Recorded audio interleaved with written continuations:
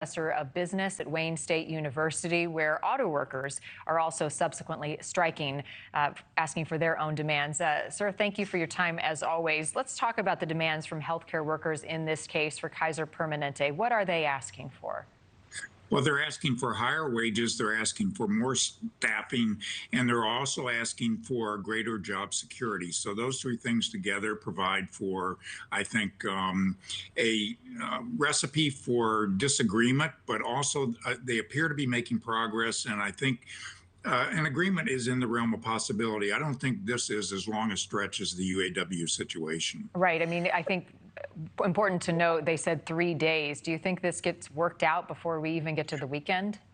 Well, this is really a 3-day protest strike, and if they aren't able to work things out before now and November, they'll go on strike for a longer period of time until they get a settlement.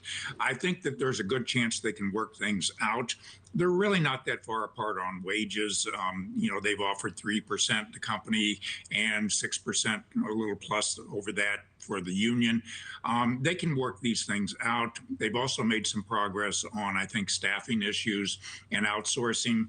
Those are, contentious issues in negotiations. But everybody realizes that, patient service is very critical and that strikes don't do either party any good in terms of dealing with the public. No, and certainly when you're talking about medical care. So what are the likely immediate ripple impacts of a strike like this when you've got 75,000 healthcare workers on the picket line? Well, given that it's a 3-day strike, the companies have contingency plans in which they can continue to provide services. These are professional and technical employees in the main. They are important to the operation, but they still have enough staff to cover various other operations regarding critical care and also patient care. So if it were to last longer, they'd probably have to look towards replacement in some of the areas, but they should be able to find a way to sort this out by then. The year of the strike, it feels as though we've got the writers' strike, the auto workers' strike, now this healthcare strike. How much of this has to do with the pandemic and the talk of essential workers over the last couple of years? Well, I think that is certainly an issue. Workers feel like they've made sacrifices, particularly in healthcare.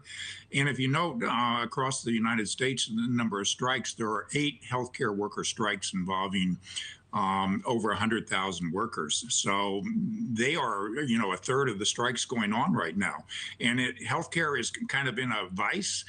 They're pinched always on financial pressures and also the demands to serve patients. And healthcare workers often bear the burden of that because they're required to work long hours, and it's very intense work. And does it bolster their leverage to have other major strikes happening across the country, the auto workers being one, the negotiations coming to a deal for the writers' union? Does that give more power to striking unions now like this one and others who are considering a strike? Well, I think it gives them more psychological power in the sense that they can point to these, that there are brothers and sisters in the labor movement out on the picket line as they are. And that, of course, is very important. I don't think it affects the economic dynamics of the industry or the strike per se, but it is important that you know that you have support in the public and that you have support among your fellow members of the labor movement.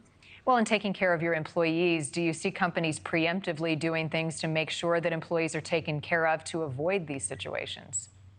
Well, I think so. I think they're going to have to be increasingly attentive to these details and pay more attention to how they treat people on a daily basis.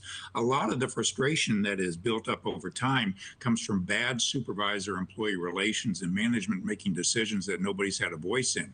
And this could be avoided if management just paid more attention to the detail. Yeah, so much of it comes down, Marick, to communication, right? And making sure people are aware of changes you're making. Just try to be nice and communicate honestly. Hey. Tell the truth for once. That might work. Yeah, what a thought. Choose kind, right? Yes. Even in business, you can still be kind. Marick Masters, thank you as always. Thank you for watching. Go to newsnationnow.com to find NewsNation on your television provider. And don't forget to click the red subscribe button below to get more of NewsNation's fact-driven, unbiased coverage.